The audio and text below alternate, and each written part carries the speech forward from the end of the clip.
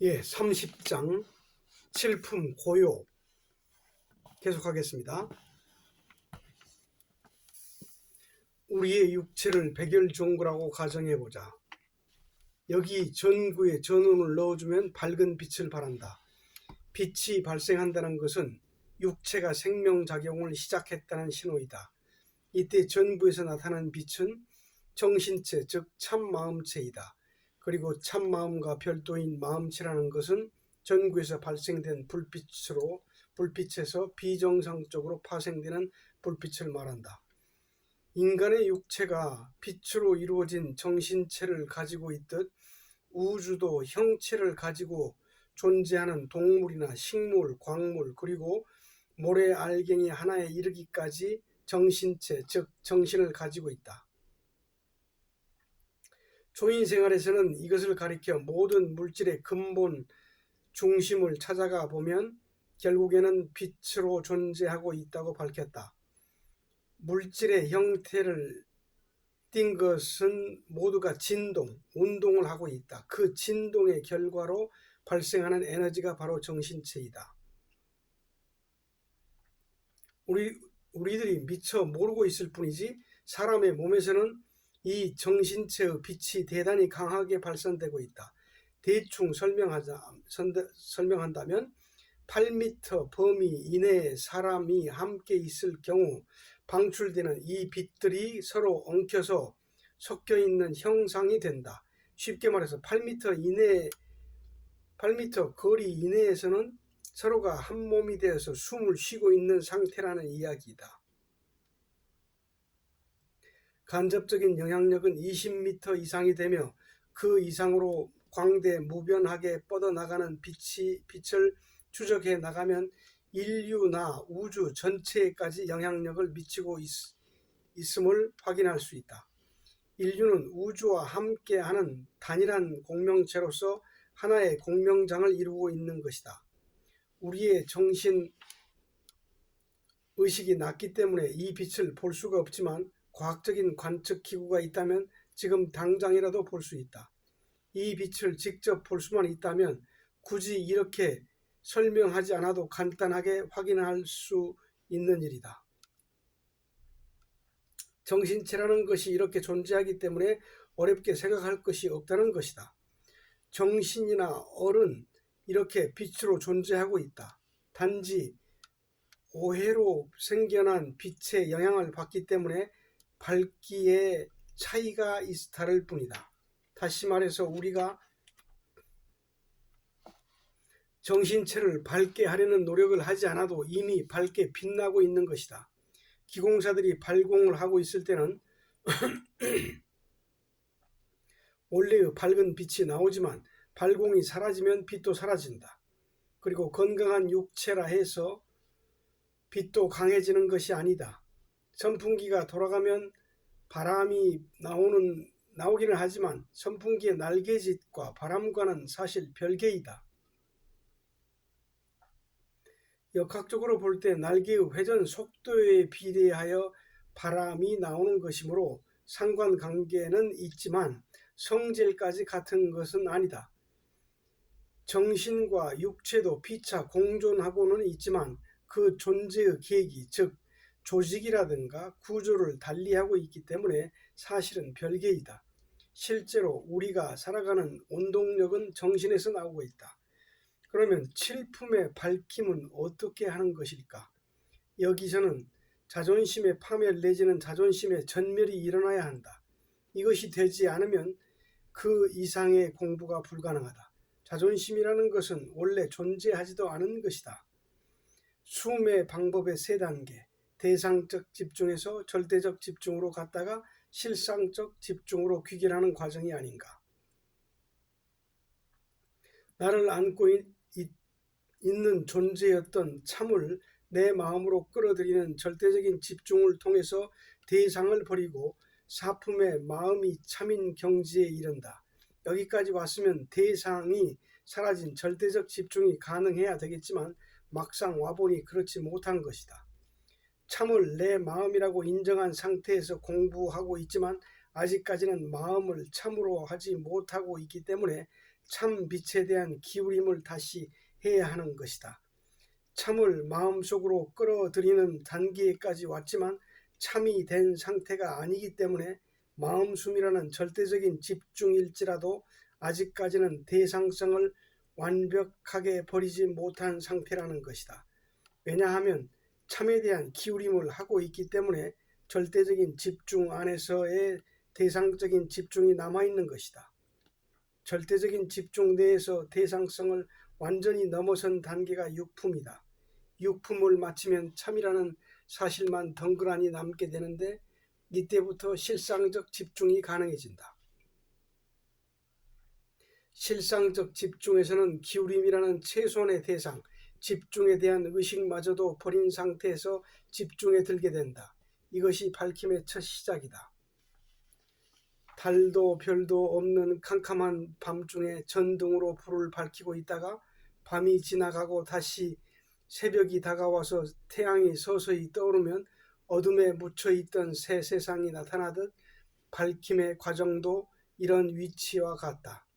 기울임에서는 신경을 써서 기울여야 되는 수고를 해야 했지만 밝힘에서는 그냥 편안하게 앉아 있으면 세상이 밝아지듯 차차로 밝아지게 된다. 그렇다면 무엇을 밝혀낸단 말인가? 나의 정신체가 나의 참마음이 나의 어리 참이었다는 사실을 직접 밝혀내는 것이다. 그렇다고 해서 마음의 전등불, 집중을 가지고 마음에 있는 정신체를 비추라는 얘기가 아니다. 그렇게 비추면 밝혀지기는 하겠지만 여기 있다라고 전제해 놓고 밝히는 것이므로 또다시 대상적 집중으로 후퇴하게 된다. 이제부터는 그럴 필요가 전혀 없다. 태양이 떠올라서 온 동네가 밝혀지게 되면 그 모습들이 나타난다. 그 동네는 태양이 떠오르기 전에 이미 그곳에 있었지만 어둠에 묻혀 있었기 때문에 보이지 않았을 뿐이다. 어둡거나 밝거나 동네는 변함없이 존재하고 있었던 것이다. 마찬가지로 우리 몸에 있는 정신체도 어두울 때나 밝을 때나 본연의 그 모습에는 변함이 없다는 것이다.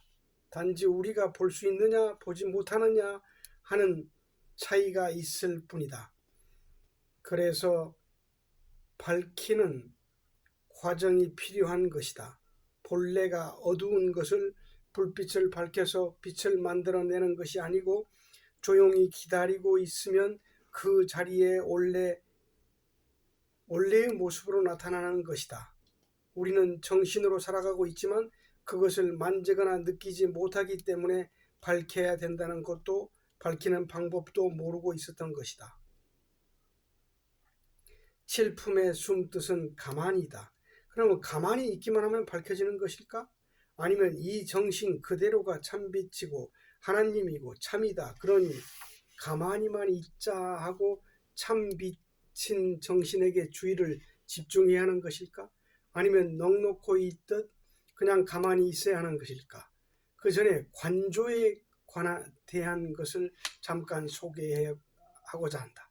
스님들이 참선에 들어서 고요해지면 관조가 된다. 관조에 들면 자신을 제3자의 위치에 놓고 바라볼 수 있는 상태가 되는데 이것을 정관의 문이라고 한다. 일체의 감정에 동요됨이 없이 제3자가 되어 나를 바라보듯 하는 심령과학자들이 말하는 영혼이 육체를 벗어나서 자신을 바라보듯이 하는 관조적인 입장이 된 상태를 경험하고는 옳다. 이것이 깨달음이다 라고 단정하여 공부를 끝내는 경우가 많다.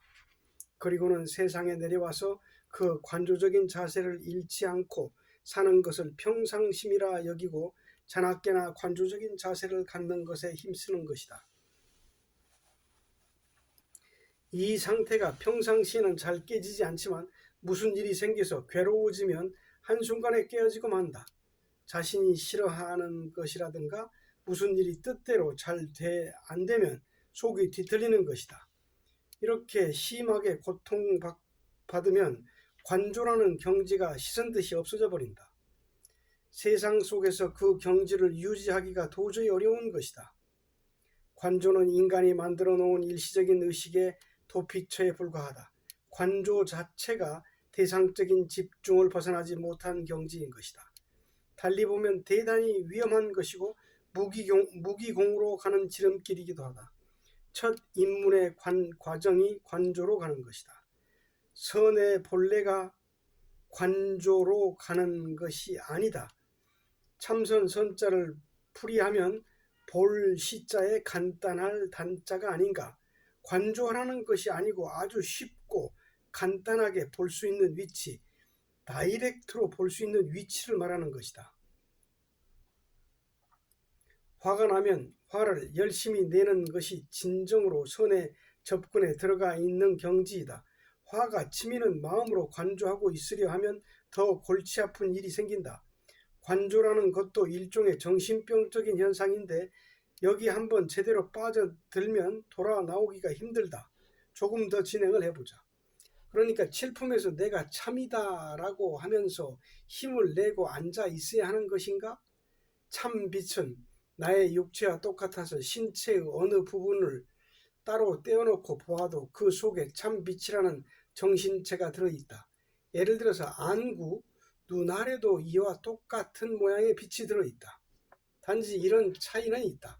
손이든 발이든 모양이 똑같지만 강력한 빛으로 이루어진 빛의 반사체이기 때문에 확산되는 현상에 의해서 육체의 모양처럼 표면에 윤곽이 뚜렷하게 보이지는 않는다는 점이다. 이것은 육체를 이루고 있는 조직의 집합과 빛을 이루고 있는 조직의 집합이 각각 다르기 때문에 나타나는 현상이다.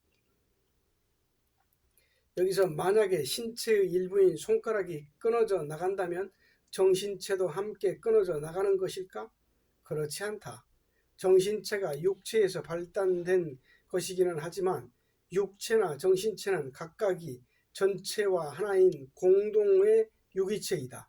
따라서 육체는 정신체에 비하면 저파동의 물체이기 때문에 끊어지지만 정신체는 빛이라는 또 다른 형체이기 때문에 당장에 함께 잘려나가지는 않는다.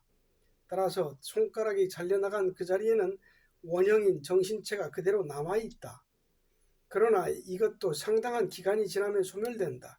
그래서 팔이 없어져도 상당 기간 동안에는 육체의 팔이 있던 그 자리에 물체가 지나가면 팔을 이루고 있는 정신체가 자극을 받게 되어 느낌이 전해지는 것이다.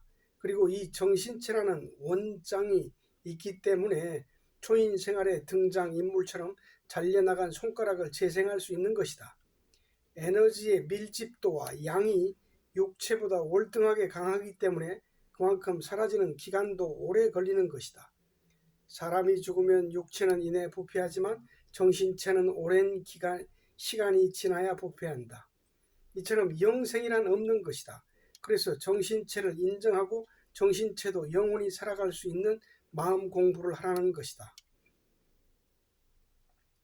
그래서 칠품부터 정신체를 인정하고 정신체만을 생각하는 방법으로 밝힘이라는 공부를 해야 하는 것일까? 아니면 숨뜻을 사실로 인정해 놓고 그 정신체를 불을 밝히듯 정신을 집중해서 밝히는 것일까? 계속 가만히 있어야 되는 것일까? 가능한 여러 가지 추측을 해볼 필요가 있다. 정신이 참나이고 참빛이고 육체를 의식하고 살았듯 그동안 의식하지 못했던 정신을 의식하고 그것만으로 있다는 것이 이론적으로 합당하기는 하다. 이렇게 공부하면 속도가 대단히 빠르다. 육체를 잊고 정신체를 의식하고 있으면 얼마 안 가서 육안으로도 정신체를 볼 수 있게 된다. 그러나 이 방법에도 커다란 맹점이 있다. 내가 참빛이 되고 정신체가 되어 살 수 있다 해도 근본이 되는 마음의 질을 바꾸어 놓지 못한다는 맹점이 있기 때문에 전격적으로 받아들이기에는 불완전한 방법이다. 이 방법을 쓰면 현재의 기공사보다 한 단계 높은 고급스러운 기공사가 될 뿐이다. 역시 후퇴하게 된다. 그렇지만 이론적으로는 완벽하다. 공부하는 사람들 대부분이 이러한 함정에 빠져서 몇십 년씩을 보내는 것이다. 그리고 깜빡 속을 수밖에 없는 이유가 이 방법으로 기가 따라 붙기 시작하면 사회 속에서의 인생은 완전히 자유인 것이다. 슈퍼맨을 능가하는 초능력자가 되는 것이다. 환자를 다루든 무엇을 하든 즉시 고칠 수 있고 못 해내는 일이 없게 된다. 세상살이에서 부러울 것이 없는 유일자가 될 터이고 온 세상 사람들이 위대한 스승으로 귀하게 받들어 모시는 귀인 대접을 받게 될 것이다. 이런 능력에 빠져들면 더 이상 공부의 필요성을 느끼지 못하게 된다. 그저 그렇게 살다가 죽음에 임박했어야 헛공부를 했음을 깨닫게 된다. 계속해보자. 정신이 참 빛이며 나이다 이렇게 인정해 놓고 그 속에서 가만히 앉아 있는 것일까? 아니면 참 빛이고 무엇이고 다 잊어버리고 그저 가만히만 앉아 있는 것일까? 정답은 맨 마지막의 방법이다. 가만히 있으면 다 이루어진다. 정신을 가만히 두기만 하면 그것이 결국은 빛인 것이다. 그러므로 정신체는 이미 벌써 빛으로 존재하고 있는 것이다. 그런데 여기에 있다라고 또다시 생각하고 집중하려 든다면 이미 돼 있는 것을 또다시 완성시키는 것이 된다. 칠품 가만히 참빛이 되기 위해 노력하는 인위성이 사라지기 시작하는 단계이다. 인위성을 버리는 것이 가장 중요하다. 아래의 시를 참고해보자. 하나님에게로 온 편지 12. 어울윤성의 시집 하나님에게로 온 편지. 당신으로 살고 싶었기에 당신이고 싶었기에 처음부터 가만히 계신 당신을 내가 실컷 놀아놓고 당신이 그랬다고 했지요. 애초부터 가만히 계신 당신은 가만히 있어야 만날 것을. 당신으로 살고 싶음이 당신이고 싶음마저 죄인 줄 몰랐습니다. 가만히 있으면 이루어지는 것을, 가만히 있으면 당신인 것을. 가만히 있기만 하면 다 이루어지는 것을, 가만히 있으면 당신인 것을. 왜 내가 몰랐던가? 이치가 이러한데 왜 또 마음을 움직여서 여기 정신체에 하나님이 있다고 의식하는 어리석은 짓을 했느냐 하는 자신의 무지에 대한 꾸짖음이다. 여기 있다는 의식은 육품까지 오면서 충분하게 다지고 올라왔다. 때문에 여기에서 가장 중요한 것은 이 정신, 이 몸속에 참 빛이 있다는 생각을 또다시 해서는 안 된다는 점이다. 이 속에 참 빛이 있다라는 생각이 있으면 공부에 커다란 방해가 되는 것은 물론이고 에너지 소모 또한 대단해진다. 그동안 공부해온 노력에 의해 사람이 정신으로 살아간다는 과학적 사실은 이미 상식화되었으므로 칠품에 와서는 여기 있다 또는 저기 있다라는 생각을 절대로 하지 말라는 것이다.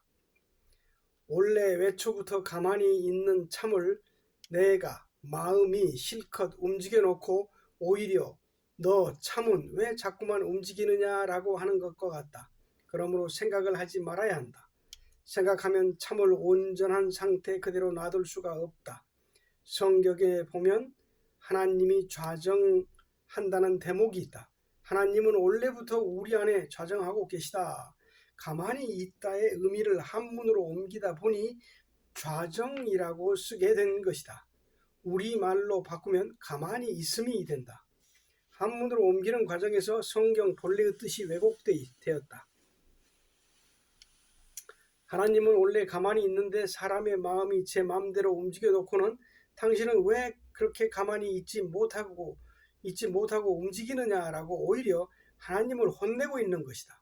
그러니 인간의 마음이 기생충일 수밖에. 움직이면 나, 자, 마음이고 가만히 그대로 있으면 당신, 하나님인 것이다. 원래 인간의 본성, 정신의 구조는 가만히 있게 되어 있다. 태어날 때부터 밝은 모습을 그대로 가지고 있는 것이지 움직이는 구조로 태어난 것이 아니다. 움직이려고 하는 의식은 정신에서 파생된 마음이 하는 짓이다. 마음은 의식에 낀 노폐물이다. 평균 지능지수가 100에 달하여 자료를 수집하고 저장할 수 있는 능력이 넘치다 보니 두뇌가 발달하게 돼서 불필요하게 창조된 것이 마음이라는 귀신이다. 이 마음, 이 기생충인 자기 주제도 모르고 자기가 정신이라고 착각하며 사는 것이다. 공부를 해보면 알겠지만 정신은 가만히 있는 구조로 창조되었기 때문에 흔들리지 않는다. 본데 없는 마음이라는 귀신이 멀쩡한 정신까지 싸잡아 같이 흔들어 놓고 있는 것이다. 그러나 마음이 제 아무리 흔들어댄다 해도 정신은 절대 흔들리지 않을 수 있는 본성을 가지고 있다. 그래서 내버려 두라는 것이다. 가만히만 두면 그래도 저절로 원 위치로 되돌려지게 돼 있다.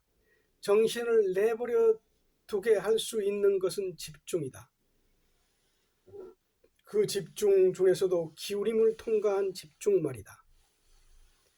칠품의 밝힘은 기울임을 통과한 다음 가만히 밝히는 집중을 통해서 해야 한다. 언제까지 가만히 있어야 되는가? 부처가 49일 동안 보리수 아래서 공부할 때 나타났던 공포라든가 악마의 유혹 등의 출처는 자기 마음 속에, 정신 속에 있던 잠재의식이 형상화돼서 나타나더는 것이다. 세상 천지 어디에 마귀가 있다고 나타날 수 있겠는가? 실제로 그런 마귀는 없다. 사람의 마음이 사탄이고 악마이며 부처일 뿐이다. 가령 사탄이나 마귀가 어딘가에 있다고 가정해 본다 해도 내 마음속에 있는 마귀에 비하면 대적할 상대가 못 된다. 마음 밖에 있는 마귀보다 내 마음속에 도사리고 있는 마귀가 진짜 독하고 무서운 마귀인 것이다. 49일 동안 마음속에 있는 마귀들을 모조리 쫓아내지 못하였다면 위대한 부처가 탄생하지 못했을 것이다. 이러한 마음을 가지고 있는 사람은 모두가 귀신에게 홀려 있는 것이다. 그리고 공동모지 같은 데서 실제의 귀신에게 홀리기도 한다. 나의 경우도 어려서 귀신을 많이 보았다. 구렁이가 울 때라든가 비 내리는 산길을 혼자서 갈 때 한복 바지를 무릎까지 걷어 올리고 논에 물꼬를 보기 위해 삽을 들고 지나가는 너댓 명의 할아버지들을 보고 인사를 하고 나서 바로 뒤돌아보면 어디 갔는지 온데간데 없이 사라져버린 것이다. 이런 귀신들은 지금까지도 자기들이 죽은 사실을 모른 채 물꼬를 본다고 몰려다니고 있으니 참으로 딱한 일이다. 교통사고를 당해서 갑자기 죽은 사람도 자기들이 아직도 살아있는 줄 알고 그 자리에서 헤매고 다닌다. 죽으면 아무것도 모른다. 그러니까 그 자리에 가면 그 귀신이 또 생사람을 잡아간다. 어떤 스님의 이야기다. 밤새 정신없이 어디를 쏘다니고 돌아다니다가 새벽 닭이 울 무렵이면 절에 돌아오는 스님이 있었는데 귀신에게 홀렸던 것이다. 그래서 선승이 뺨을 냅다 후려치면서 귀신한테 홀린 놈이 또 홀리느냐? 이런 경우는 꿈속에서 또 꿈을 꾸고 있는 것이다. 우리는 마음이라는 진짜 귀신에게 홀려서 살고 있는 것이다. 이 귀신은 내버려 두는 가만이라는 집중에게는 도저히 힘을 쓰지 못한다. 부처가 49일 동안 앉아 있을 때 마음이라는 귀신이 하나 둘씩 떨어져 나간 것이다. 말하자면 잠재의식 속에 쌓여있던 불필요한 의식의 찌꺼기들이 대청소되고 있었던 것이다. 그동안 부처 자신이 마음을 움직여서 쌓아놓았던 찌꺼기, 즉 업이 소멸된 것이다. 인간이 인간의 마음으로 만들어 놓은 나, 자라고 하는 것이 업 중에서 가장 큰 업인 것이지 살아생전 지은 죄가 많아서 업이 되는 것이 아니다. 인생에서 가장 두려운 업장은 귀신에게 홀린 업이다. 죄를 많이 지었다고 그 업장을 소멸시키기 위해 착한 일을 한다는 것은 눈 가리고 아웅하는 것이나 다름없다. 가장 위대한 착한 일은 자기 자신이 자신의 귀신에게 홀림 당하는 귀신을 떼어버리는 일이다. 이것을 인도어로 까르마, 업이라고 한다. 이 업장이 소멸되어야 부처가 될 수 있다. 업장은 내가 나라고 느끼는 착각인데 이것이 잘못 전해져서 그저 보시하고 착한 일을 하는 것을 업장을 소멸시킬 수 있는 훌륭한 방법인 것으로 알고 있는 것이다. 실제로 지은 죄와 업장과는 별다른 관계가 없다. 단지 죄를 지은 데 대한 마음의 가책이나 두려움 등이 쌓이면 그것이 업장인 것이다. 아무리 죄가 많다 해도 귀신만 떼어버리면 업장은 그 즉시 소멸되어 버린다.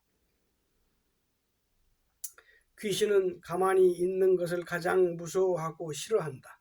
그래서 제 자리에 가만히 있으면 견디지 못한다. 수학적으로 볼 때 점이 이동하면 선이 되고 선이 이동하면 면이 된다. 형성된다.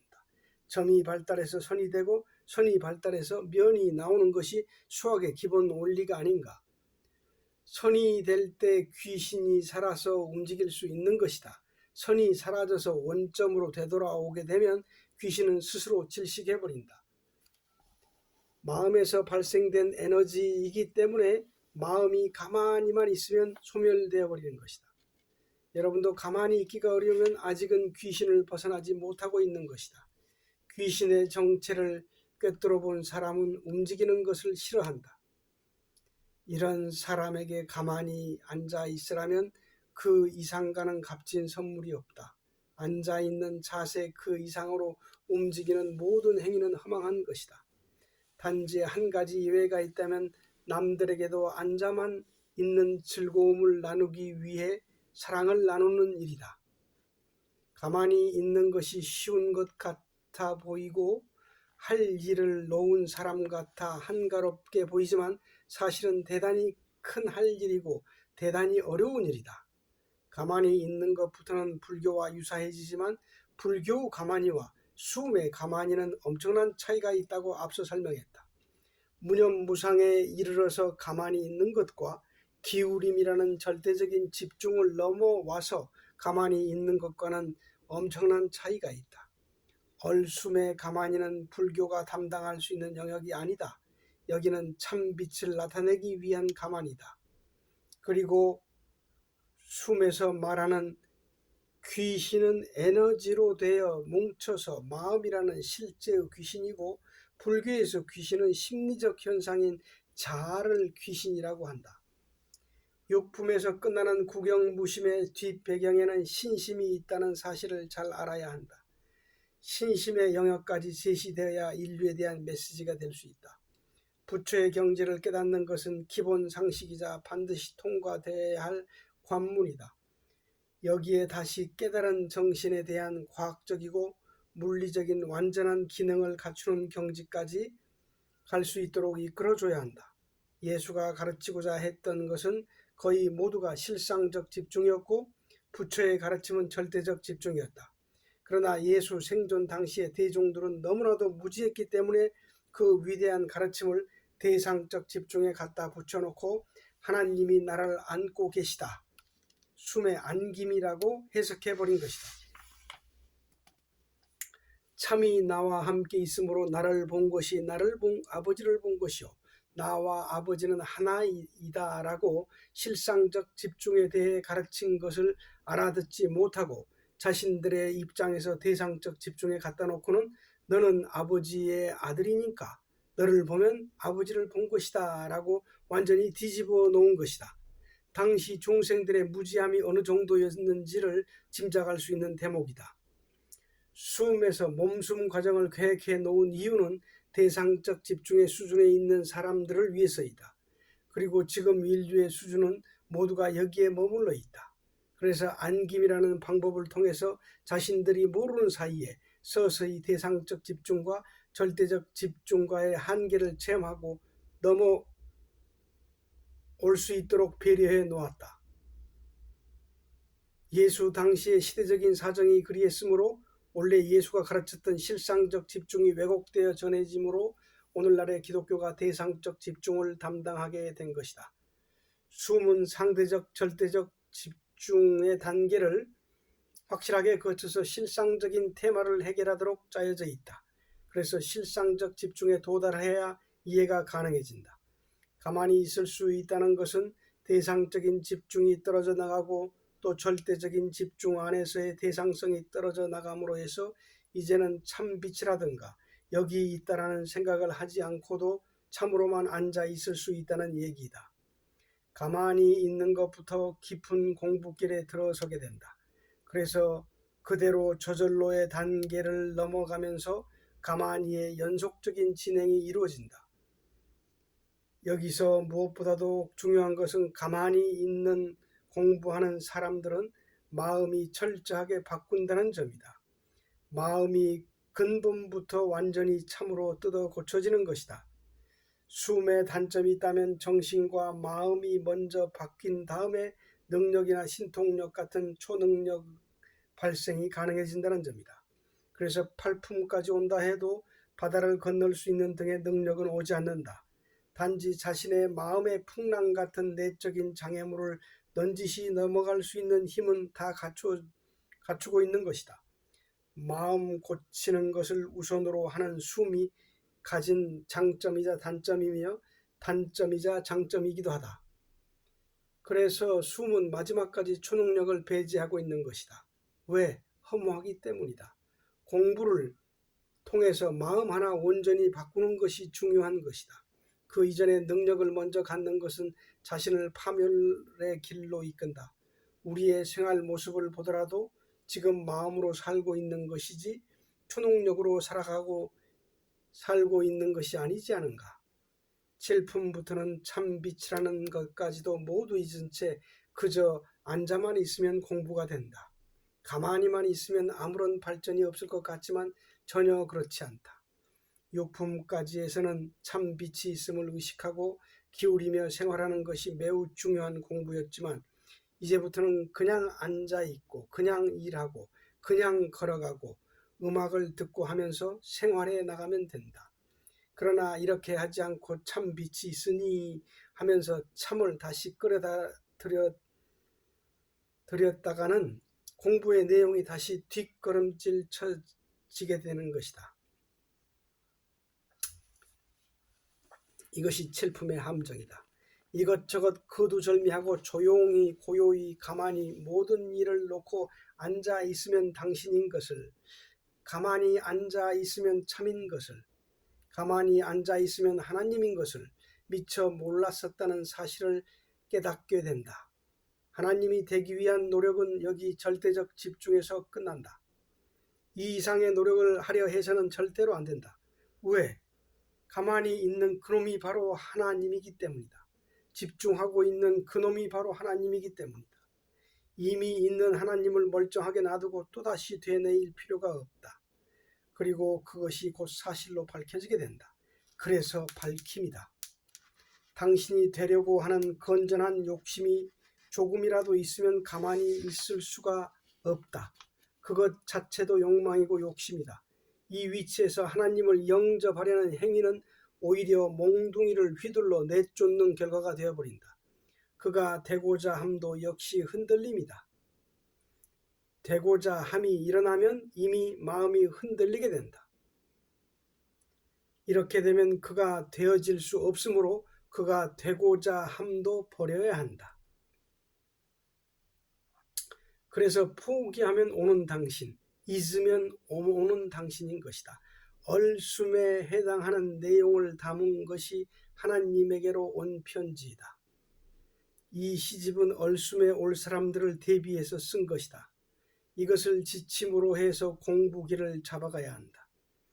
살아서 그 길을 직접 헤쳐나간 사람의 생생한 고뇌와 피눈물이 배어 있는 시들을 대할 때 깊은 감동으로 시를 이해할 수 있다. 준비가 덜 된 사람은 가만히 있기가 역부족이어서 흉내조차도 낼 수가 없다. 기울임을 충분히 익혀서 통과하지 않고는 가만히 있을 수가 없다. 사람에게 남아있는 닦여지지 않은 미진한 덩어리가 남아있다면 그 중 절반은 기울임으로 없어지고 나머지는 가만히로 없어진다. 안김으로는 사실 없어지는 내용이 없다. 참과 함께 앉아 있으므로 자아만 충족시켜줄 뿐이다. 그렇다고 해서 처음부터 이 두 가지를 없애려고 한다면 사람이 견뎌낼 수 없다. 때문에 기울여서 없애야 할 대상은 기울여서 없애고 가만히로 없애야 할 것은 가만히로 없애야 한다. 에너지의 양과 질이 각각 다르기 때문이다. 초등학교 아동이 곧바로 대학에 들어갈 수 없듯 기초부터 배울 것은 배우고 다질 것은 다져서 올라가야 한다. 품계에 따른 에너지의 유형별로 그에게 알맞게 차근차근 버리고 넘어가야 하는 것이지, 좋은 방법이라 해서 처음부터 대입시켜 놓으면 역효과가 나는 법이다. 가만히 있는 것은 밝히는 것이다. 그러기 위해서는 기울임을 잘 익혀야 된다. 기울임이 완성된다 해도 그것이 빛이 되거나 하는 일은 절대 없다. 만약 그렇게 된다면 잘못 빠지는 것이다. 기울임이 잘 익으면 그 자체가 쉬워지고 싱거워진다. 이때 가만히로 넘어가야 한다.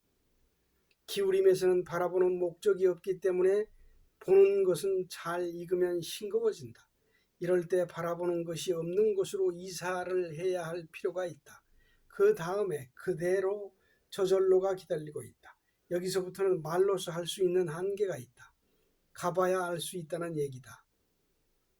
가만히가 그대로보다는 행동이 있는 공부다. 가만히 있기 위해서는 아직까지 노력이 조금 더 필요한 것이다. 그러나 그대로에서는 가만히 있고자 하는 최소한의 노력마저도 필요가 없게 된다. 가만히가 익으면 그대로가 되고 그대로가 익으면 저절로가 된다. 세상 만사가 아무리 뒤틀린다 해도 가만히 있을 수 있게 된 사람은 이제 더 이상 마음을 움직이지 않을 수 있다. 지금까지는 괜한 걱정을 하고 있었던 것이다. 괜한 걱정이라는 것을 완전히 파악한 상태에 가기 때문에 마음을 움직일 필요를 느끼지 못한다. 움직여지지 않으므로 마음이 그대로 있다가 그대로 맑아져서 빛날 수밖에 없다. 이제는 무슨 일이 일어나도 걱정할 일이 없다. 그냥 놔두면 반짝반짝 빛나는 마음에 자기 스스로 먹칠을 하고 있었던 것이다. 이렇게 마음을 고도로 가만히 내버려 둘 수 있을 때 참 빛이다라는 이 사실은 인간이 가질 수 있는 최상의 복음이다. 굳이 내가 참빛이라고 외치지 않더라도 모든 것을 새까맣게 다 잊은 채 가만히 있어도 참빛이기 때문에 그냥 가만히만 있으면 해결된다는 사실이 얼마나 큰 복음인가. 그러니 7품 공부는 기울임보다 더 쉬워지고 8품에 가면 더 쉬워지며 9품에 가면 더더욱 쉬워진다. 이 경계는 뚜렷하게 구분되어진다. 그러나 가만히라는 7품에서 반드시 이루어야 될 것이 있다. 나의 멸망, 나의 파멸, 나의 전멸이 완전히 일어나야 된다. 그렇지 않고는 여기서 다시 맑아질 수가 없다. 무엇 하나 남기지 않고 전멸되어야 가만히가 거추장스러워져서 필요 없게 된다. 이것이 잘 돼야 그대로 8품으로 넘어갈 수 있다.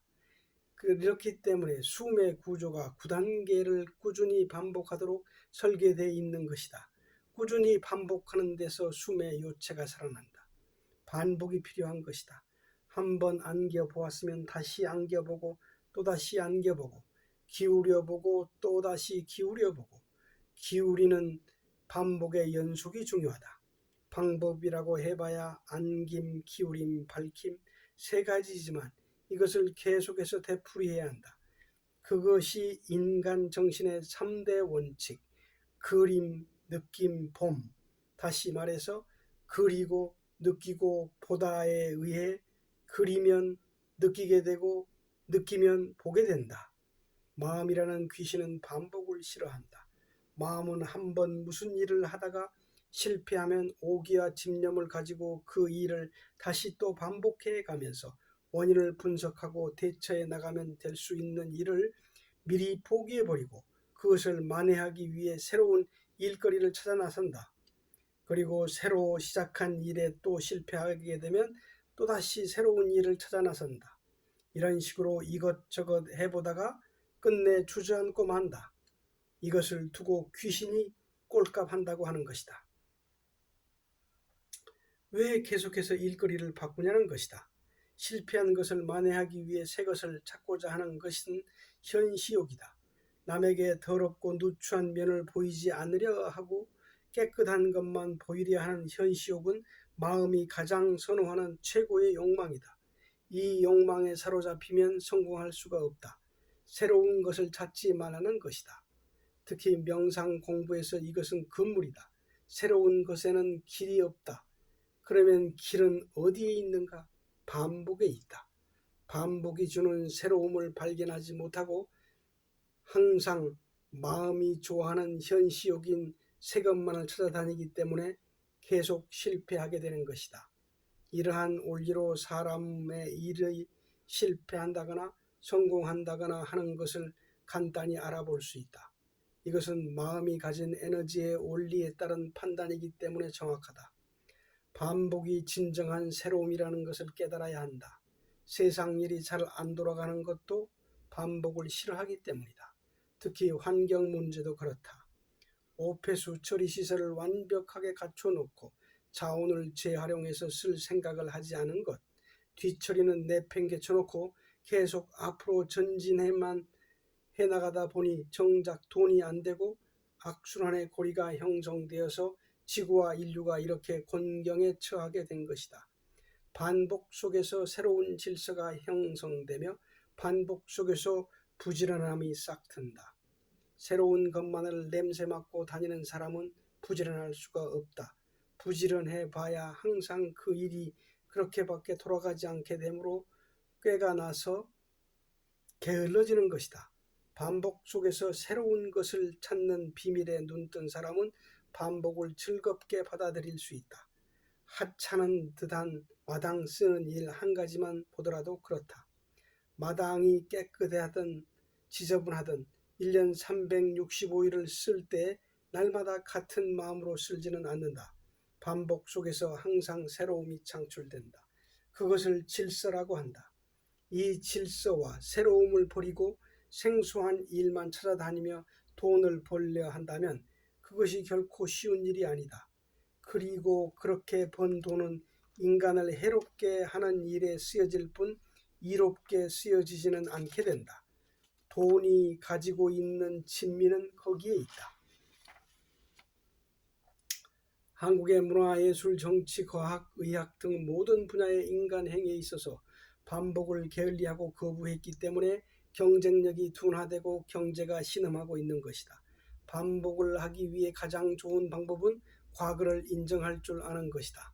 자신의 수치스러운 과거를 우선 인정해야 한다.